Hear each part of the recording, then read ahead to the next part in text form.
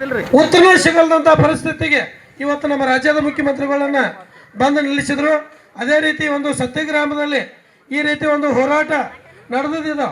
ಒಂದು ರಾಜ್ಯ ಮಟ್ಟಕ್ಕೆ ಪರಿಚಯ ಆಗಬೇಕಂತಂದ್ರೆ ಅವರು ಮಾಧ್ಯಮದವರ ಪಾತ್ರ ಬಹಳ ಮುಖ್ಯ ಐತಿ ಅಂತ ನಮ್ಮ ಸತ್ಯಗ್ರಾಮಕ್ಕೆ ಬಂದಂಥ ಎಲ್ಲ ಮಾಧ್ಯಮದ ಮಿತ್ರರಿಗೆ ಪೂಜ್ಯ ರೈತ ಬಾಂಧವರ ಪರವಾಗಿ ನಾವು ತುಂಬ ಹೃದಯದ ಅಭಿನಂದನೆಗಳನ್ನು ಸಲ್ಲಿಸ್ತೀವಿ.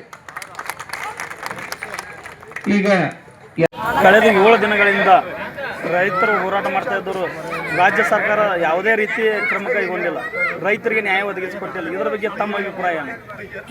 ಎಲ್ಲ ಫ್ಯಾಕ್ಟರಿ ಮಾಲೀಕರು ಮತ್ತು ಸರ್ಕಾರ ನಿಜವಾಗಿ ಮಾನವೀಯತೆಯನ್ನು ಕಳೆದುಕೊಂಡಿದೆ ಅಂತ ಹೇಳಕ್ಕೆ ಈ ಸಂದರ್ಭದಲ್ಲಿ ನಾನು ಇಚ್ಛೆ ಪಡ್ತಾ ಇದ್ದೀನಿ. ಯಾಕಂತ ಕೇಳಿದ್ರೆ ಸರ್ಕಾರ ಮತ್ತು ಫ್ಯಾಕ್ಟರಿ ಮಾಲೀಕರು ಒಂದೇ ಇರುವುದರಿಂದ ಇವತ್ತು ರೈತರನ್ನು ಬೀದಿ ಮೇಲೆ ಕುಣಿಸುವಂಥ ಕೆಲಸವನ್ನು ಮಾಡಿದ್ದಾರೆ. ಮುಂದೆ ಬರುವಂಥ ದಿನಗಳಲ್ಲಿ ನಾವು ಅವರಿಗೆ ಒಂದು ತಕ್ಕವಾದ ಉತ್ತರವನ್ನು ಎಲ್ಲ ನಮ್ಮ ಕರ್ನಾಟಕ ರಾಜ್ಯದ ರೈತರು ಕೊಡ್ತೀವಿ ಅನ್ನುವಂಥ ಮಾತನ್ನು ಈ ಸಂದರ್ಭದಲ್ಲಿ ನಾನು ಹೇಳಕ್ಕೆ ಇಚ್ಛೆ. ಶಶಿಕಾಂತ್ ಗುರೂಜಿ ಅವರು ಮತ್ತು ನಮ್ಮ ಅಧ್ಯಕ್ಷರಾಗಿರುವಂಥ ಚುನಪ್ಪ ಪೂಜಾರಿ ಅವರ ಈಗಾಗಲೇ ನಾಳೆ ಒಂದು ದಿವಸ ಕಾಲಾವಕಾಶ ಕೊಟ್ಟಿದ್ದಾರೆ ಸರ್ಕಾರಕ್ಕೆ. ನಾಳೆ ಎಲ್ಲ ಕಾರ್ಖಾನೆ ಮಾಲೀಕರ ಮೀಟಿಂಗನ್ನು ಬೆಂಗಳೂರಿನಲ್ಲಿ ಮುಖ್ಯಮಂತ್ರಿಗಳು ಕರೆದಿದ್ದಾರೆ. ಈ ಒಂದು ಹೋರಾಟ ನಾಳೆ ಸಂಧಾನ ಸಕ್ಸಸ್ ಆತಂದ್ರೆ ಒಂದು ರೈತರ ಹೋರಾಟಕ್ಕೆ ಬೆಲೆ ಸಿಕ್ಕಂತ ಆಗ್ತೈತಿ. ಇದು ಒಂದು ಹೋರಾಟ ಎಲ್ಲಿವರೆಗೆಪ್ಪ ಅಂತಂದ್ರೆ ನಮ್ಮ ಶಶಿಕಾಂತ್ ಗುರೂಜಿ ಅವರು ಮತ್ತು ಚಿನ್ನಪ್ಪ ಪೂಜಾರಿ ಅವರ ಎಲ್ಲಿವರೆಗೆ ಹೋರಾಟ ಹೇಳ್ತಾರೆ ಅಲ್ಲಿವರೆಗೆ ನಿರಂತರವಾಗಿರುವ ನಮ್ಮ ಸತ್ಯಗ್ರಾಮದಲ್ಲಿ ಹೋರಾಟ ಇರ್ತೈತೆ. ಇದೇ ರೀತಿ ಎಲ್ಲರೂ ಕೂಡ ಬಂದು ಪಾಕೆಟ್ ಕೊಡ್ತಿ ಇದನ್ನು ತಗೊಂಡಿವಿ ಅಂದ್ರೆ ನಮ್ಮನ್ನ ನಾವು ಮಾರ್ಕೊಂಡೀಗ ಅವ್ರನ್ನ ಆರಿಸಿ ತಂದೀವಿ ಅಂತಂದ್ರೆ ನಾವು ನಾವು ಆರಿಸಿ ತಂದಿಲ್ಲ. ಬಟ್ ಅವ್ನ ಜಗದ ನಮ್ಮ ನಾಯಕರನ್ನಾಗ ಆರಿಸಿದೀವಿ ಅಂತಂದ್ರ ಅವ್ರ ಮಾತು ಬಹಳ ಖರೆ ಐತ್ರಿ.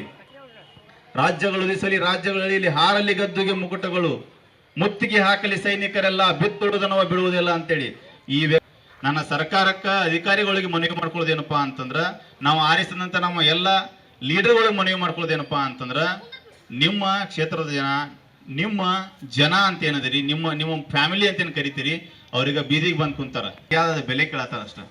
ಅದನ್ನ ಕೊಡ್ಬೇಕಂತ ನಾ ಆಗ್ರಹ ಮಾಡ್ಕೋತೀನಿ. ಮತ್ತೆ ಇನ್ನೊಂದು ಏನು ಹೇಳಿಕ್ ಇಷ್ಟಪಡ್ತೀನಪ್ಪ ಅಂತಂದ್ರ, ಎಷ್ಟು ದಿನದವರೆಗೂ ಈ ರೀತಿ ಹೋರಾಟ ನಡೀತೈತಿ. ನಾನೊಬ್ಬ ಕಲಾವಿದನಾಗಿ ನನ್ನ 100% ಹಾಕಿ ನಾನು ಪ್ರತಿಯೊಂದು ಊರೊಳಗೆ ಯಾವ ಊರು ನನ್ನ ಕರೀತಾರ ಆ ಊರಿಗೆ ಹೋಗಿ ಆ ಹೋರಾಟಕ್ಕೆ ನಾನು ಬೆಂಬಲ ಕೊಡ್ತೀನಿ. ಯಾಕಂದ್ರೆ ರೈತರಿದ್ರ ₹8 ಕಿಲೋ ಸಕ್ಕರೆ ಇದ್ದಾಗ 3,000 ಕೊಟ್ಟಿರಿ, ಈಗ 48ರಿಂದ 50 ರೂಪಾಯಿ ಸಕ್ಕರೆ ಬರ್ತೈತಿ, 3,500 ಕೊಡ್ರಿ ಅಂತ ಕೇಳ್ತಾರೆ. ಬಿಟ್ರೆ ಜಾಸ್ತಿ ಏನು ಕೇಳೋದಿಲ್ಲ. ಅದಕ್ಕೆ ಸರ್ಕಾರ ಅದಕ್ಕೆ ಒಂದು ಸ್ಪಂದನೆ ನೀಡಬೇಕು ಆದಷ್ಟು ಬೇಗ ಅನ್ನೋದು ನಂದು ಕೋರಿಕೆ.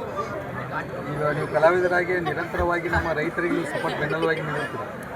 ಹಾಂ, ಕಲಾವಿದನಾಗಿ ಅಂತ ಅಲ್ಲ, ನಾನು ವೈಯಕ್ತಿಕವಾಗಿಯೂ ಕೂಡ ನಾನು ನಿಂತೇನೆ ರೀ. ಯಾಕಪ್ಪ, ರೈತರಿದ್ರೆ ನಾವೆಲ್ಲರೂ ಅವ್ರ ಬೆಂಬಲದಿಂದ ನಾವು ಅದೀವಿ. ಇವತ್ತು ಇಷ್ಟೆಲ್ಲ ಬೆಂಬಲ ಕೊಟ್ಟು ನಮ್ಮ ಇಲ್ಲಿಯವರು ತಂದಾರಪ್ಪ ಅಂದ್ರೆ ಅವರು ಈಗ ಬೀದಿಗೆ ಇಳಿದಾಗ ನಾವು ಅವ್ರ ಬೆಂಬಲಕ್ಕೆ ಬರಲೇಬೇಕು. ಅದು ನನ್ನ ಕರ್ತವ್ಯ. ನಾ ಬಂದಿದ್ದೀನಿ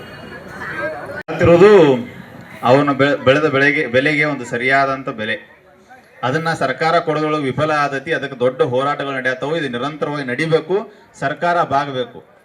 ನಾವು ತಿಳಿಯಾರ್ದನೋ ನಾವು ಆರಿಸಿದಂಥ ರಾಜಕಾರಣಿಗಳು ನಮ್ಮ ನಾಯಕರಂತ ಯಾರದಾರ ಅವ್ರು ನಮ್ಮ ಬೆಂಬಲಕ್ಕೆ ನಿಲ್ಬೇಕಾಗಿತ್ತು. ಅನಿವಾರ್ಯ ಪರಿಸ್ಥಿತಿ ಒಳಗೆ ಅವ್ರು ನಿಲ್ಲಾತಿಲ್ಲ. ಯಾಕಪ್ಪ ಅಂತಂದ್ರೆ ಯಾರ್ಯಾರು ನಾವು ಆರಿಸಿ ತಂದೀವಿ ಅವರೂ ಫ್ಯಾಕ್ಟ್ರಿಗಳು ಅವ್ರು ಬರಾಕಂತರೂ ಸಾಧ್ಯನೇ ಇಲ್ಲ.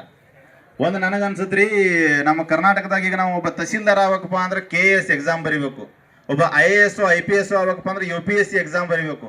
ಅವ್ರಿಗೆ ಎಷ್ಟೆಲ್ಲ ಎಕ್ಸಾಮಿನ ಒಂದು ಪ್ರೊಸೀಜರ್ ಇರ್ತೈತಪ್ಪ ಅಂತಂದ್ರೆ, ಫಸ್ಟ್ ಅವ UPSC ಎಕ್ಸಾಮ್ ಬರೀಬೇಕು, ಬರೋದ ಮೇಲೆ ಅವ ರ್ಯಾಂಕ್ ಬರಬೇಕು. ಅವ್ರ ಮನೆ ದುಡ್ಡು ಕೇಳಾಕತ್ತಿಲ್ಲ, ನಾವು ಬೆಳೆದ ಕಬ್ಬಿನ ಬೆಲೆ ಕೇಳಾಕತ್ತಿದೀವು.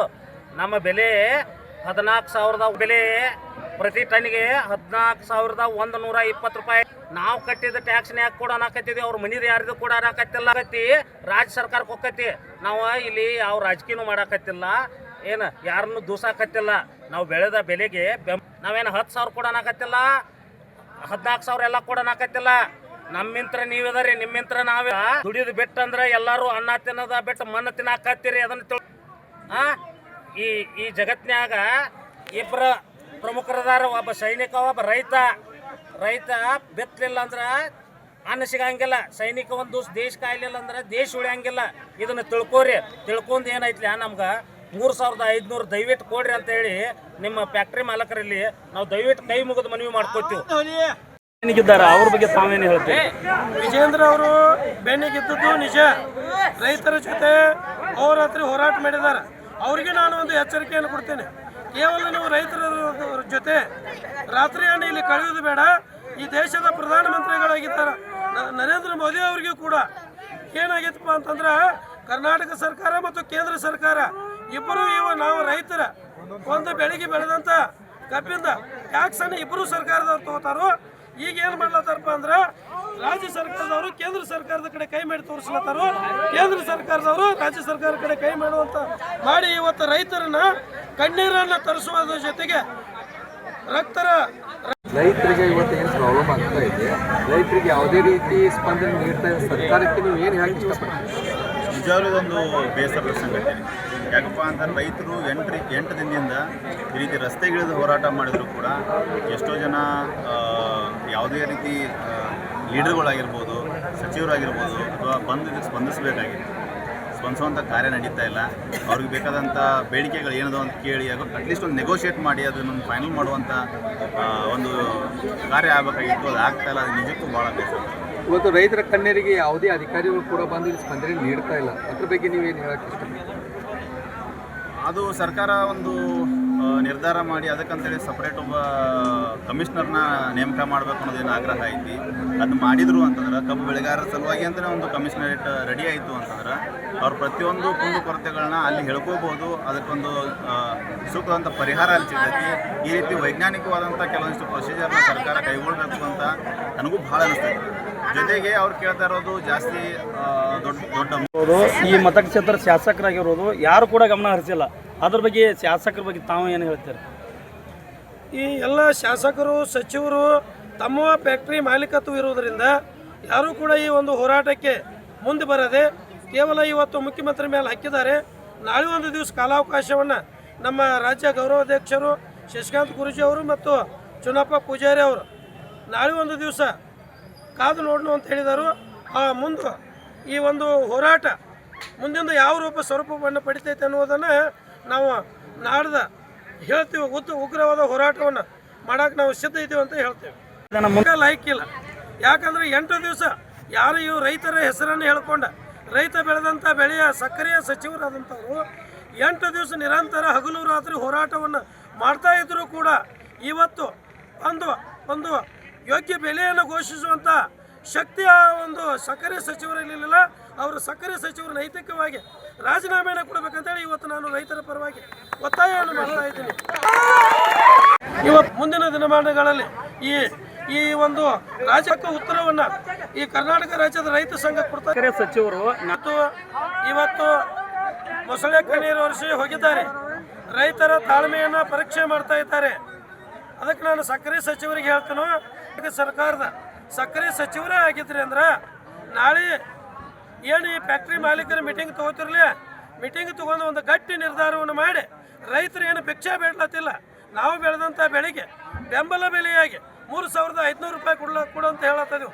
ನಾವು ಯಾವ ರಾಜ್ಯ ಸರ್ಕಾರದಿಂದ ಸ್ಪಂದನೆ ನೀಡದೇ ಇದ್ದರೆ ನೀವು ಮುಂದಿನ ಹೋರಾಟ ಏನು ಮಾಡ್ತಾ ಇದ್ದೀರಿ? ಮಾಧ್ಯಮ ಮಿತ್ರರಿಗೆ ಹೇಳುದಂದ್ರೆ ನಾವು ಸತತ 3 ದಿವಸದ ಹೋರಾಟ ಅಲ್ಲದ ಸತತ 59ನೇ ದಿವಸ ಕಾಲಿಟ್ಟಿದ್ದೀವಿ ನಾವು ಹೋರಾಟ.